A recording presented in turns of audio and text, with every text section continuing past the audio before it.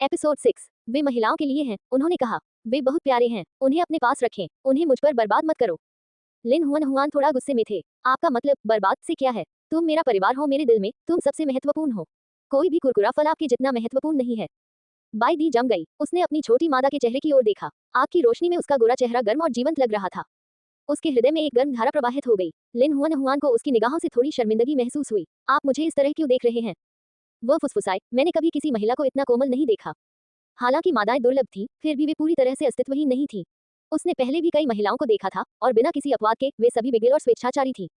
उन महिलाओं ने कभी दूसरों की जान की परवाह नहीं की, उन्हें केवल अपनी खुशी की परवाह थी। उनकी लगभग क्रूर मासूमियत ने बाई दी को प्लेग की तरह उनसे दूर रहने पर मजबूर कर दिया। लेकिन उसके सामने वाली छोटी मादा अलग थी। वह सौम्य थी, विरोध करने में असमर्थ। वह झुक गया और अपने बड़े रोएंदार सिर से उसे दबा दिया। मैं बहुत भाग्यशाली हूँ कि मैं इस जीवन में आपसे मिला। लिन हुआन हुआन को गुदगुदी महसूस हो रही थी। वह न चाहते हुए भी हंसी। हिलना मत, मुझे तुम्हारे घावों पर मरहम लगाना है। उसने खाल को काटने के लिए एक हड्डी वाले चाकू का इस्तेमाल किया और फिर उन्हें सावधानी से बाई दी के घावों के चारों ओर लपेट दिया। लिन हुआन हुआन ने धीरे से पूछा, क्या अब भी दर्द होता है? उसने ध्यान से चारों ओर टटोला। अब बेहतर महसूस हो रहा है। लिन हुआन हुआन राहत से मुस्कुराए। अच्छी बात है। उसने उन सुइयों और धागों को खोदा जो उन्होंने दिन में बाजार से खरीदे थे, और उसने जूते बनाना शुरू कर दिया। काफी समय तक संघर्ष करने के बाद भी उन्हें सफलता नहीं मिली। इसके बजाय उसकी उंगलियों को कई बार हड्डी की सुइयों से चुभाया गया और खून की बूंदें दिखाई दी। बाई दी का दिल दुख गया। वह तुरंत वापस मानव रूप में आ गया। फिर उसने सुई, धागा और जानवरों की खाल ले ली। अगर मैं ऐसा करूं तो बेहतर होगा। लिन हुआन हुआन बहुत झिझक रही थी। तुम्हारे हाथ अभी भी घायल हैं। वे सभी मामूली चोटें हैं। वे मुझे सुई का काम करने से नहीं रोकेंगे। उसने जल्दी से जानवर की खाल काटी और सुई में धागा पिरोया। जल्द ही उसने उत्तम और सुंदर चमड़े के जूतों की एक जोड़ी बना ली। इसे आरामदायक बनाने के लिए उन्होंने विशेष रूप से जानवरों की खाल की 2 परतों के साथ जूतों को गद्देदार बनाया। उसने उनमें खाल की पट्टियां जोड़ दी ताकि उन्हें फीतों से बांधा जा सके। इन्हें ढीला या टाइट पहना जा सकता है। इसके अलावा उन्हें पहनना और उतारना भी आसान था। बाई दी ने कहा, उन्हें आजमाएं। लिन हुआन हुआन ने तुरंत उन्हें अपने पैरों पर पहना और आगे पीछे उछालने लगी। उसने उत्साह से पूछा, क्या वे अच्छे लगते हैं? उसने प्रसन्न महसूस करते हुए सिर हिलाया। वे बहुत अच्छे हैं। अब तुम्हें कंकड़ पत्थरों से अपने पैर कटने की चिंता नहीं रहेगी। लिन हुआन हुआन ने धीरे से पूछा, क्या आप अपने लिए भी एक जोड़ी जूते बनाना चाहते हैं? जी नहीं, धन्यवाद। मेरी त्वचा मोटी है। जब मैं जमीन पर चलता हूँ तो मुझे कटने की चिंता नहीं होती। इसके अलावा मुझे अक्सर परिवर्तन की आवश्यकता होती है। अगर मैं जूते पहनता हूँ तो जब मैं अपने जानवर के रूप में बदल जाऊंगा तो यह असुविधाजनक होगा। लिन हुआन हुआन ने चमड़े के जूते पहने एक बड़े बाग की कल्पना की और हंसने के अलावा कुछ नहीं कर सका। ठीक है, मैं इसके बारे में सोचना भूल गया। उसे जूते बनाते देखने के बाद लिन हुआन हुआन थोड़ा थक गया था। वह बाई दी के पेट के सामने झुक गई, जबकि बाई दी ने अपनी पूंछ उसके चारों ओर दबा दी। गर्मी ने उसे घेर लिया और उसे नींद में सुला दिया। बाई डी ने अपना सिर अपने अगले पंजों पर टिकाया और अपना ध्यान सोती हुई मादा पर केंद्रित किया। उसकी नीली आंखें कोमल लग रही थीं। अल्पविराम। जैसे ही लिन हुआन हुआन धीरे धीरे सो गई, उसे अचानक महसूस हुआ कि उसके नीचे से गर्म धारा बह रही है। ये सब बहुत परिचित था। उसने अपनी आंखें खोली और ध्यान से फिर चारों ओर टटोला। उसे अचानक बहुत बुरा महसूस हुआ। क्या ये हो सकता है कि? लिन हुआन हुआन ने तुरंत बाघ की पूंछ को दूर धकेल दिया और उसके बट को छूने के लिए हाथ बढ़ाया। वह खून से लथपथ था। लानत है, ये वास्तव में उसकी अवधि थी। लेकिन इस दुनिया में सैनिटरी नैपकिन नहीं थे। तो फिर वह अपने मासिक धर्म के बारे में क्या कर सकती थी? क्या मुझे वहां नीचे खाल या पत्तियों की एक परत रखनी होगी? बाई दी को हवा में खून की गंध आ रही थी। उसने अपनी आंखें खोली और गंध का पीछा किया। उसने लिन हुआन हुआन की हथेली पर खून देखा और उसकी अभिव्यक्ति बदल गई। तुम्हें चोट लगी है? लिन हुआन हुआन का चेहरा लाल हो गया था क्योंकि वह कांपती आवाज में खुद को समझाने की कोशिश कर रही थी। मैं घायल नहीं हूँ। तुम्हें चोट लगी है, आपका खून बह रहा है। वह शीघ्र ही मानव रूप में परिवर्तित हो गया। उसने उसे उठाया और देखा कि उसकी पोशाक भी खून से सनी हुई थी।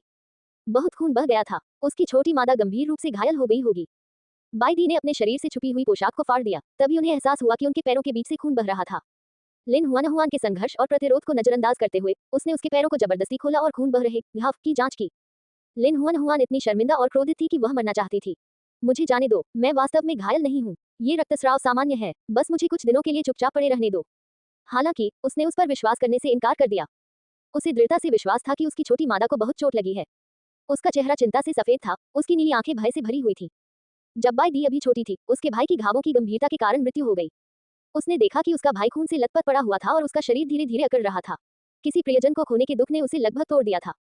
अब उसका साथी भी घायल हो गया। उसका बहुत बुरी तरह से खून बह रहा था। क्या वह उसके भाई की तरह मर जाएगी? वह इसके बारे में सोचना सहन नहीं कर सका। उसने लिन हुआन हुआन के शरीर के चारों ओर खाल लपेटी और उसे सावधानी से उठाया। डरो मत, मैं तुम्हें ओझा के पास ले चलूंगा। मैं तुम्हें बचा लूंगा। मैं तुम्हें मरने नहीं दूंगा। लिन हुआन हुआन बहुत शर्मिंदा थी। वह अभी अपने मासिक धर्म पर थी। बाई दी को ऐसा क्यों लगेगा कि वह मर रही है? उसने कभी किसी को मासिक धर्म के कारण मरने के बारे में नहीं सुना था। अल्पविराम। जादू टोना करने वाला डॉक्टर लेन झू एक युवा भेड़िया जानवर के घावों का इलाज कर रहा था। ये भेड़िया जानवर लंबा और पतला था। उसके छोटे चांदी के बाल और गहरी हरी आंखें उसे बहुत अनियंत्रित दिखती थी और उसके मूर्तिकला चेहरे से एक तेज आभा निकलती थी। भले ही उसकी छाती पर एक लंबा घाव था, फिर भी वह उसकी दबंग आभा को छिपा नहीं सका। वह एक तेज ब्लेड की तरह था जिसमें जहर डाला गया था। जैसे ही जादू टोना करने वाले डॉक्टर ने उसे दवा लगाने में मदद की, उसने बुदबुदाते हुए कहा, शुआंग युन, तुम हाल ही में कितनी बार घायल हुए हो? मुझे याद है ये 10वीं बार है ना? आपने यहाँ लगभग सभी जड़ी बूटियों का उपयोग कर लिया है। शुआंग यून अभिव्यक्तिहीन था। मैं तुम्हें और अधिक जड़ी बूटियां इकट्ठा करने में मदद करूंगा। लैंग झू ने उसकी ओर घूर कर देखा। आप जानते हैं कि यह वे जड़ी बूटियां नहीं है जिनकी मुझे परवाह है। मैं चाहता हूं कि आप जल्द से जल्द एक मादा ढूंढ लें और शिकार पर अपनी अतिसक्रिय ऊर्जा खर्च करना बंद कर दें। वह थोड़ा सा झुंझलाया, साफ तौर पर नाराज था। मुझे महिलाओं से नफरत है। किसी महिला को अपने साथी के रूप में ढूंढने की तो बात ही छोड़िए, वह खुद को महिला की दृष्टि से घृणा करने के अलावा कुछ नहीं कर सकता था। वे अहंकारी और स्वार्थी स्त्रियां जन्म देने के अलावा और कुछ नहीं कर सकती। वे कमजोर और अयोग्य थे, लेकिन लालची और आलसी भी थे। हर दिन जब तक वे अपने पैर फैलाकर बिस्तर पर लेटे रहते थे, उन्हें वह सब कुछ मिल जाता था जो वे चाहते थे। इससे भी बुरी बात यह है कि वे कभी नहीं जानते थे कि अपने विशेषाधिकार को कैसे संजोया जाए। एक महिला का जागीरदार और गुलाम बनने के बजाय शांग यून अपने पूरे जीवन के लिए अकेला रहना पसंद करेगा। लैंग झू ने उसे मनाने की पूरी कोशिश की। मुझे पता है कि आप अपने पिता की मृत्यु के कारण महिलाओं से नफरत करते हैं, लेकिन आप हर चीज का सामान्यीकरण नहीं कर सकते।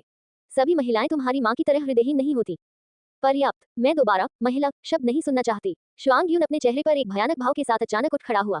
मैं उनके बारे में सोचकर ही बीमार महसूस करता हूँ। इतना कहकर वह वहां से चला गया। बच्चे, तुम्हारे घावों पर अभी तक पट्टी नहीं बंधी है। वापस आओ। लैंग झू उसका पीछा करने ही वाला था कि Bai Di Lin Huan Huan के साथ दौड़ पड़ी। चुड़ैल डॉक्टर, मेरे दोस्त को बचा लो, उसे चोट लगी है।